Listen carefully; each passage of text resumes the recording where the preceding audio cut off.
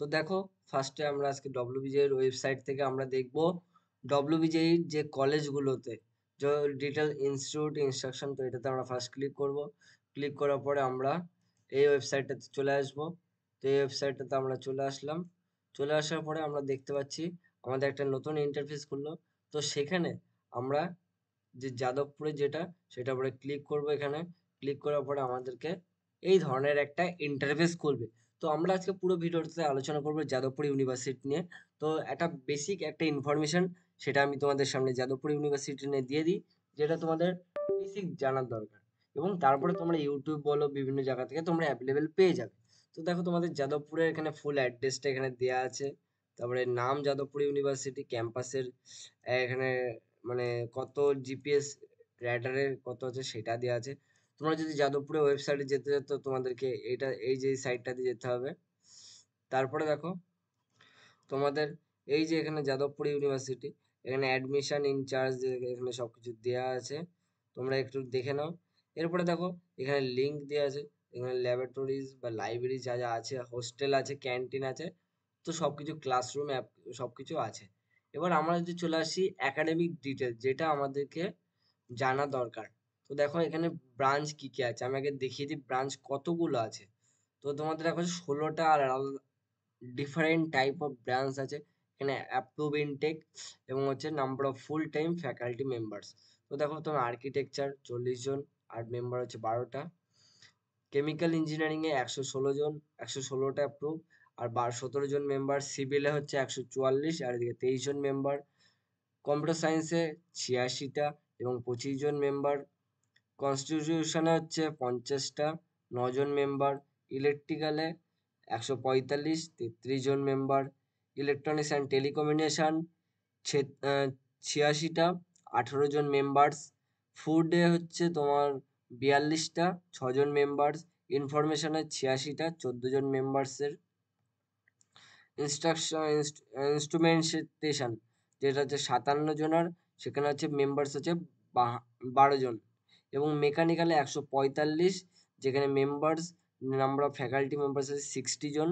এবং মেটারোলজিতে তোমাদের 42টা এবং আছে তোমাদের মেম্বার্স হচ্ছে 8টা। তারপরে দেখো, তোমাদের ফার্মেসিতে হচ্ছে 60 এবং মেম্বার্স আছে তোমাদের 22 জন। পাওয়ারে আছে 57, মেম্বার্স হচ্ছে তোমাদের 13 জন ফ্যাকাল্টি মেম্বার্স। প্রিন্টিংয়ে তোমাদের 37টা আছে এবং সেখানে ফ্যাকাল্টি মেম্বার্স হচ্ছে 8 জন।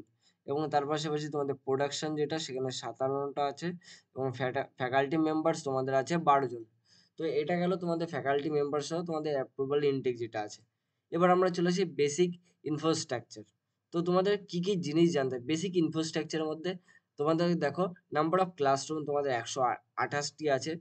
Number of books in library তোমাদের দেখো 6,93,342। তারপরে নাম্বার অফ হচ্ছে ল্যাবরেটরিজ হচ্ছে 108টা। কমন কম্পিউটিং সেন্টার হচ্ছে আছে, ইনডোর আছে হয়। এবং এখানে আছে number of seat in boys hostel. Boys হোস্টেলে 720 জন থাকতে পারে। তাহলে কত হিউজ একটা অ্যামাউন্ট অফ স্টুডেন্ট যারা কলেজ হোস্টেলে থাকতে পারে। এবং কমন রুম আছে 10 জন, 10টা আলাদা different type of common room আছে ছেলেদের জন্য। একইভাবে মেয়েদের জন্য ক্লাসরুম 46টা। লাইব্রেরি আছে, বই খাতা আছে তোমাদের 4 লাখ। ওয়ার্কশপ হয় তাদের। কমন যে কম্পিউটার্স আছে এগুলো হচ্ছে 950 জনের। আর যে স্পোর্টসগুলো সেগুলো হয়ে থাকে। এবং গার্লস হোস্টেলে মেয়েদের জন্য 260খানা সিট থাকে এবং গার্লসদের জন্য কমন রুম 2খানা আছে। এবার আমরা চলে আসি, আমরা একটু ফিজ স্ট্রাকচারটা দেখে নিই। তো ফিজ স্ট্রাকচার টোটাল ফিজ স্ট্রাকচারটা, তো দেখো তোমাদের ফার্স্ট সেমে এর ফিজ স্ট্রাকচারটা সব কিছু দেখো 1200। তারপরে থার্ড সেমে 1250, 1200, 1250। মানে তোমাদের একটা নির্দিষ্ট রেঞ্জ। তোমরা একটা জিনিস লক্ষ্য করো, যাদবপুর সবথেকে ভালো কলেজ যেখানে প্লেসমেন্ট রেটিং খুবই ভালো। তো দেখো, প্লেসমেন্ট রেকর্ডটা একবার একটু ভালো করে নোটিস করো। তো দেখো, 2023-এ 93% প্লেসমেন্ট, ম্যাক্সিমাম পেয়েছে 84 এলপিএ এবং এভারেজ 11 এলপিএ। 22-এ পেয়েছিল 84%, যেখানে 183 এলপিএ এবং 11,21,000।